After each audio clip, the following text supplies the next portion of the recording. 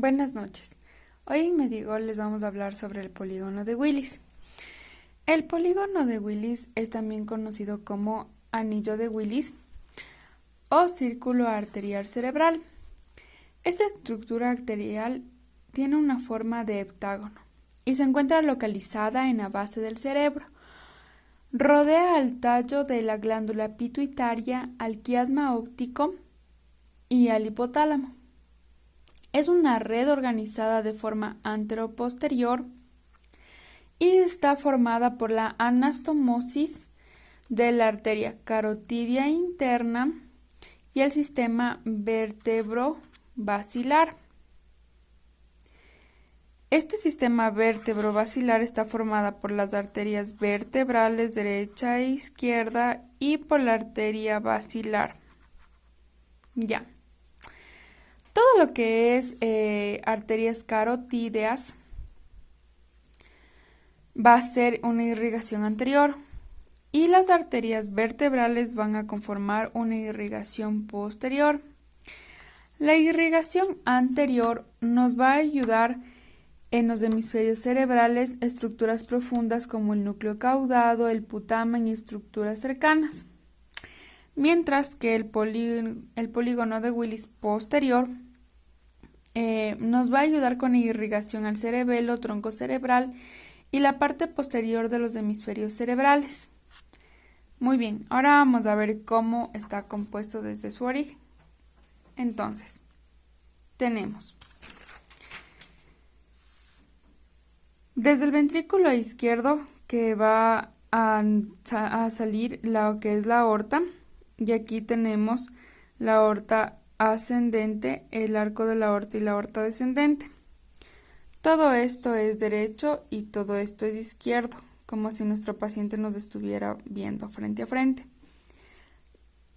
Del lado derecho y del lado izquierdo la diferencia es que la carótida común y la subclavia van a nacer del lado derecho del tronco brachiocefálico, braquio porque va hacia el brazo y cefálico porque sube a la cabeza, mientras que del lado izquierdo la carótida común y la subclavia van a nacer directamente de la aorta. Entonces, la carótida común va a dividirse en una carótida que va a ser interna y otra que va a ser externa de los dos lados. Carótida interna y carótida externa. Ya. Aquí un detalle interesante es que vamos a encontrar lo que es el seno carotidio y el glomo carotidio. Entonces, el glomo carotidio está situado posteriormente a la división carotidia y también toma el nombre de corpúsculo retrocarotidio. Ya. Este glomo carotidio va a estar formado por células epiteliales y numerosos capilares. Además de esto, vamos a tener una formación rica en nervios y terminaciones nerviosas que van a provenir sobre todo del nervio glosofaringio. Ya. Por todo esto, este glomo carotidio es considerado un quimioreceptor capaz de informar al sistema nervioso de las variaciones químicas de la sangre y determinar por vía refleja las modificaciones del ritmo respiratorio. Ahora, el seno carotidio. El seno carotidio va a estar relacionado más a lo que es la carótida interna. La encontramos a la altura de la bifurcación carotidia y el calibre arterial va a aumentar, por lo que vamos a tener una dilatación fusiforme que la vamos a denominar seno carotidio. Ya.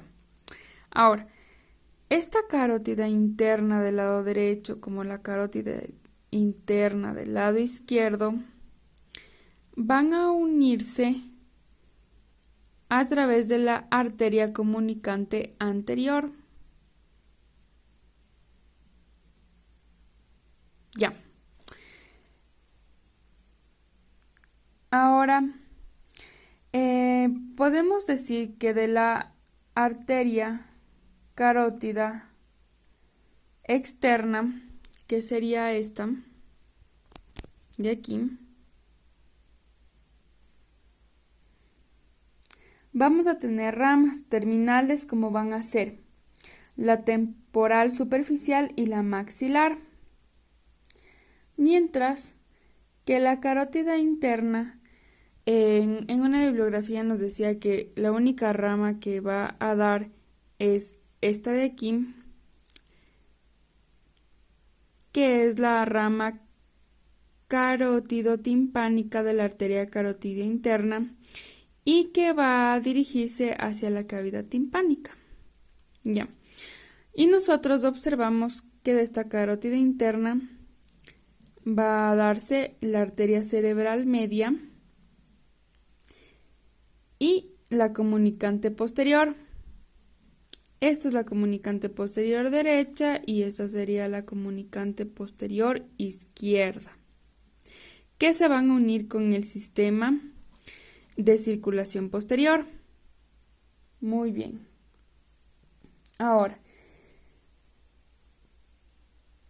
la arteria carótida externa también va a dar unas 7 ramas que van a ser ramas colaterales.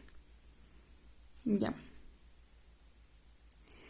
Estas ramas colaterales son la tiroidea superior, la lingual, la facial, la faríngea ascendente, la occipital, la auricular posterior y las ramas posteriores de la arteria auricular posterior y arteria temporal superficial.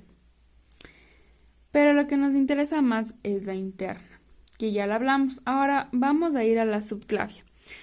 Como habíamos visto, del lado izquierdo, la subclavia van a ser directamente de lo que es de la aorta. Muy bien, y aquí la tenemos. Esta subclavia va a dar ramas. Las ramas tenemos la rama vertebral, que es una de las principales, que sería esta de aquí, vertebral izquierda, vertebral derecha. Ya.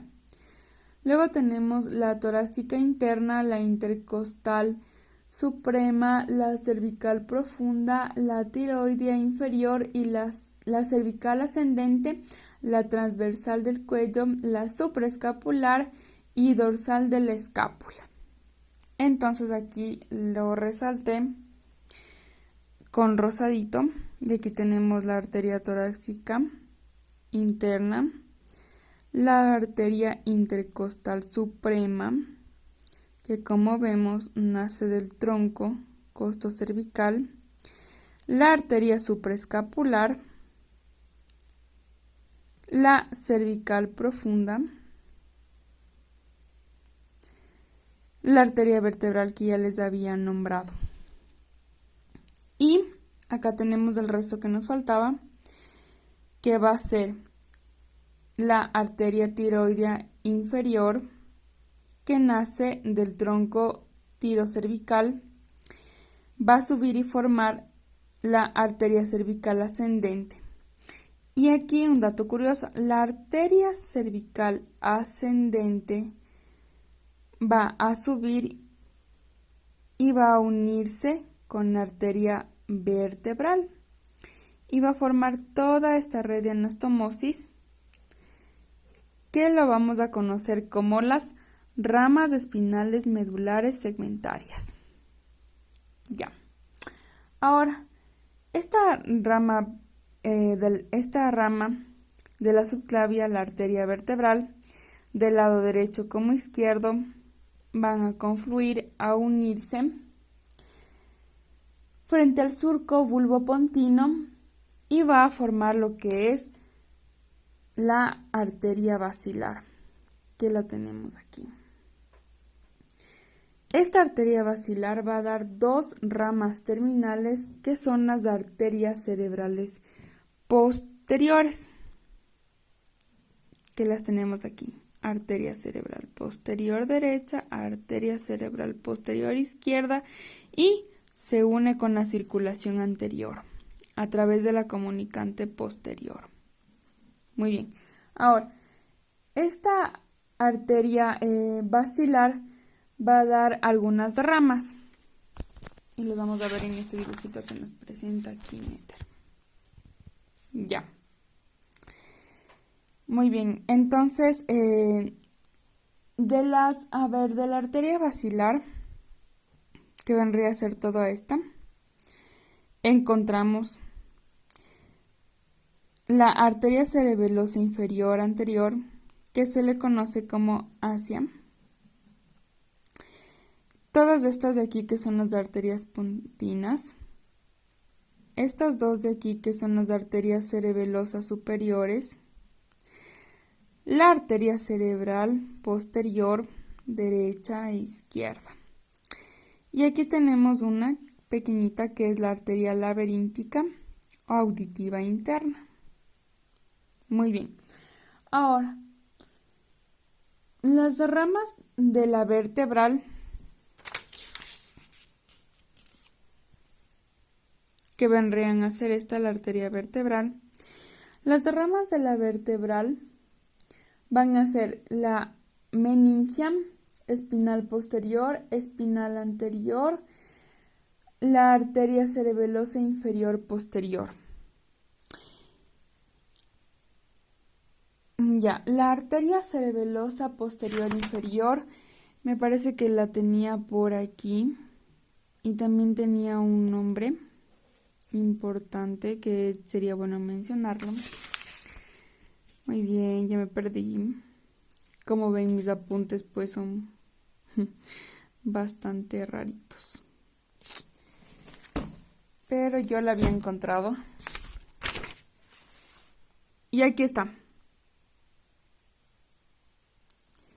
La arteria cerebelosa inferior posterior o ACIP, que la vemos aquí. Estas serían las arterias vertebrales. Muy bien. Y ahora yo encontré información sobre las obstrucciones que también se me hace como que interesante compartirles. ¿Qué pasa cuando hay una oclusión? Porque la función del polígono de Willis es ofrecer una ruta alternativa en caso de una oclusión. Entonces, ¿qué son los signos que nosotros vamos a encontrar cuando hay una oclusión? Entonces, primero vamos a hablar de la carótida interna, que, como ya les dije, vendría a ser esta de aquí. Ya, yo tengo aquí mis apuntes. Entonces, en la arteria oftálmica, lo que vamos a encontrar es ceguera monocular transitoria. En la arteria carótida anterior vamos a encontrar lo que es hemiparesia densa contralateral. En la arteria cerebral anterior, debilidad contralateral en extremidades y abulia. En la arteria cerebral media vamos a dividirla por segmentos y ramas. Entonces en el segmento 1 lo que tenemos es hemiplegia espástica, contralateral y déficit visual. Mientras que en el segundo segmento encontramos la hemiparesia facial y extremidad superior con déficit visual. En las ramas superior e inferior, en la superior tenemos afasia motora, apraxia de extremidades superiores y en la rama inferior afasia receptiva. Ya. Y por último, de la arteria cerebral media, el hemisferio no dominante, superior e inferior. En el superior tenemos apraxia en extremidades superior izquierda y exclusión del espacio visual izquierdo, mientras que en la inferior tenemos lo que es confusión, delirio, apraxia construccional. y la arteria de Heuber, espero pronunciar bien porque mi inglés es full malo. Encontramos disartria, debilidad en extremidades contralaterales. Muy bien. Entonces, aquí yo marqué las arterias que encontré para darnos una idea. Entonces son las que están con celestito. Esta arteria estriada medial distal o recurrente de Heubner, que le habíamos hablado de la carótida interna, la arteria coroidea anterior, por aquí encontramos lo que es la arteria cerebral anterior, la arteria cerebral anterior en el segmento A1, este era el segmento A2, la arteria oftálmica, la cerebral media. Ya, y ahora vamos a hablar sobre lo que pasaría cuando nosotros encontramos una oclusión, pero a nivel de la irrigación posterior, que las tenemos subrayadas con azulito. Entonces, en lo que es la arteria vertebral o espinal anterior, nosotros vamos a encontrar afectación en la propiocepción disminuida, debilidad en pierna y brazo y debilidad lingual. En la arteria cerebelar inferior, que les había mostrado aquí, la ZIP, que era esta de aquí, nosotros vamos a encontrar dolor facial y periorbitario, nistagmus horizontal, desviación tónica de la mirada, ataxia ipsilateral, diplopía, vértigo, náusea, síndrome de Horner, disfasia, hipodistonía, disminución del gusto. En arteria basilar proximal nosotros lo que encontramos es ataxia de extremidades, debilidad para la abducción, parálisis facial, debilidad braquial, cruralofacial, oftalmoplegia internuclear, propiocepción disminuida. En la arteria cerebelar anteroinferior, la ASIA, que la encontramos aquí, que venía de la arteria basilar, nosotros lo que vamos a encontrar es el nistagmus, vértigo, náusea, vómitos, sordera, neurosensorial, tinnitus, ataxia de extremidades, parálisis facial, dolor facial y periorbitario, síndrome de Horner ipsilateral, parestesias faciales y corporales. De la arteria basilar media circunferencial nosotros vamos a encontrar en una oclusión ataxia de extremidades, oftalmoplegia internuclear, paresia braquial, cruralofacial, propiocepción disminuida, disminución del reflejo corneal, síndrome de Horner. En arteria basilar distal lo que nosotros vamos a encontrar es ataxia de extremidades, oftalmoplegia internuclear. Aquí me equivoqué, perdón, a veces ya me duermo. Paresia braquial, cruralofacial, propiocepción disminuida. De la arteria cerebral superior, nosotros vamos a encontrar en oclusión ataxia de extremidades, oftalmoplegia internuclear, propiocepción disminuida, disminución del reflejo corneal y síndrome de Horner.